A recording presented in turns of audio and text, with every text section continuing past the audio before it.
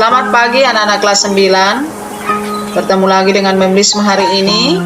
Kita belajar tentang seni budaya, yaitu dengan tema seni patung ya.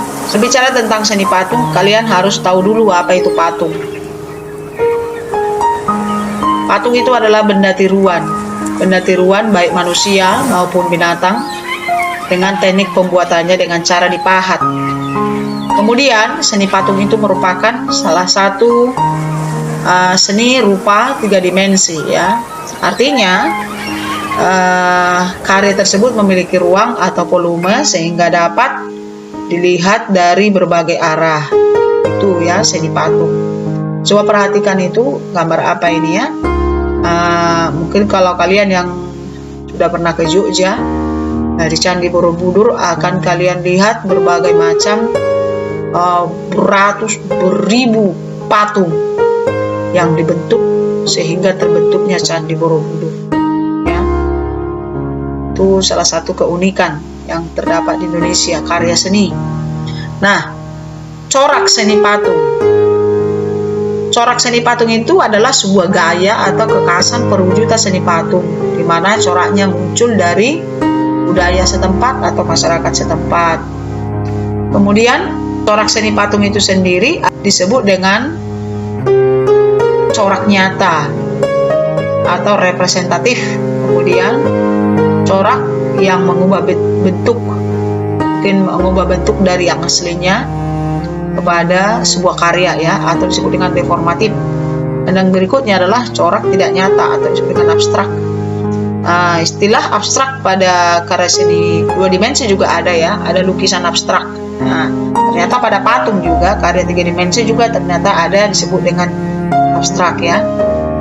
Nah, berikutnya ragam karya patung antara lain adalah potret, perwujudan karya patung berupa kepala sampai dengan dada. Itu potret ya. Kemudian berikutnya badan, perwujudan karya patung berupa badan saja tanpa kepala atau tanpa anggota badan. Nah, kemudian secara utuh, perwujudan karya patung berupa kepala, badan, anggota badan atas, dan anggota badan bawah. Artinya ibaratkan seperti manusia, mulai dari ujung kepala sampai ujung kaki ada ya. Nah, itu jenisnya. Sedangkan bahan-bahan seni patung itu apa saja?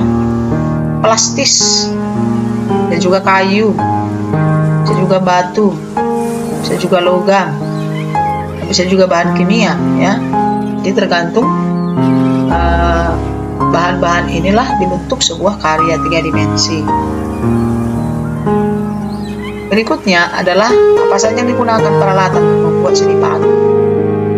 Antara lain butsir, meja putar.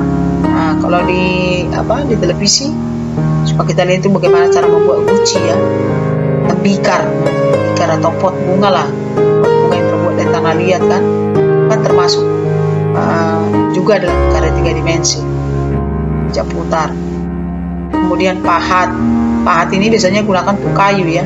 Kalau untuk dibuat dari semen putih kita tidak pakai pahat ya. Kemudian palu untuk kayu juga ya. Kemudian cetakan mungkin untuk bahan yang tanah liat atau enggak bahan gipsum, bisa juga ya, untuk semen putih. Kemudian ada disebut dengan cetok ya. Kemudian ada catut yang digunakan untuk membuat patung juga, namanya catut. Nanti kita bisa perlihatkan melalui gambar. Ada disebut dengan las. Las ini coba kalau dalam besi mengelasin, menyambung menggunakan las. Nah, sekarang bagaimana teknik pembuatan? Bagaimana teknik pembuatan patung? Ya, itu perlu juga kita tahu. Teknik butsir seperti apa? Teknik pahat seperti apa? Teknik cetak seperti apa? Teknik susun seperti apa? Jadi ada 4 teknik. Teknik butsir, teknik pahat, teknik cetak, dan teknik susun. Kemudian, bagaimana cara membuat patung. Jadi prosedurnya atau tahapan-tahapannya, persiapan alat dan bahan pasti ya. Ini yang digunakan di sini nanti akan menjadi bahan praktek kalian, yaitu kita siapkan plastisin sebanyak 8 box. Kalau plastisin itu ya, kalau di abang-abang mungkin ada Rp1.000 ya plastisin. Kemudian siapkanlah kawat 2 meter, kawat 2 meter yang kecil ya, kecil aja, bisa dibeli di toko material. Siapkan papan 10 x 10 x 1, panjangnya 10, lebarnya 10, 1 meter tebalnya ya. Tidak harus persis seperti ini, yang penting ya triplek yang bisa digunakan. Kemudian siapkan seperlunya. Kemudian persiapan gambar kerja atau desain. Siapkan gambar patung manusia yang akan dibuat. Berarti buat dulu seperti apa, manusia seperti apa yang kita buatnya, harus digambar dulu. Di mana gambarnya? Tentunya di buku gambar atau di mana saja bisa digambar. Nah, kemudian apa? Proses membentuk ya. Buatlah kerangka manusia dari kawat di atas papan. Jadi membuat kerangka manusia dari kawat di atas papan. Kemudian ambillah plastisin secukupnya, bentuklah bagian kepala bawah, bagian paling bawah berarti kaki ya, terlebih dahulu. Kemudian bagian kaki dan tukanya terlebih dahulu.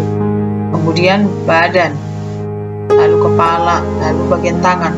Tangan ini tentunya kanan dan kiri, jangan hanya satu saja. Jika bentuk patung manusia sudah terbentuk secara utuh, buatlah detailnya bagian dengan alat bantu mesin. Nah, seperti itu ya.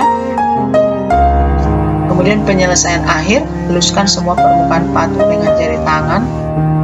Oke. Jika pekerjaan pembuatan patung sudah selesai, simpanlah di tempat yang aman. Jadi itu ya, bahannya plastisin. Sebenarnya sih lebih enak menggunakan bahan apa? Analiat ya. Tapi karena plastisin yang lebih gampang kita dapatkan, ya plastisin aja. Nah, demikianlah proses pembuatan patung dan teori-teori tentang patung yang kalian harus pahami di dalam bab ini. Semoga nanti dalam proses pembuatan patungnya tidak ada kendala. Bagi yang perlu bertanya, silahkan nanti tanyakan ke Mem. Nanti Mem coba buat peragaannya tentang bagaimana cara membuat patung tersebut. Demikian pertemuan kita pada hari ini. Terima kasih. Selamat pagi.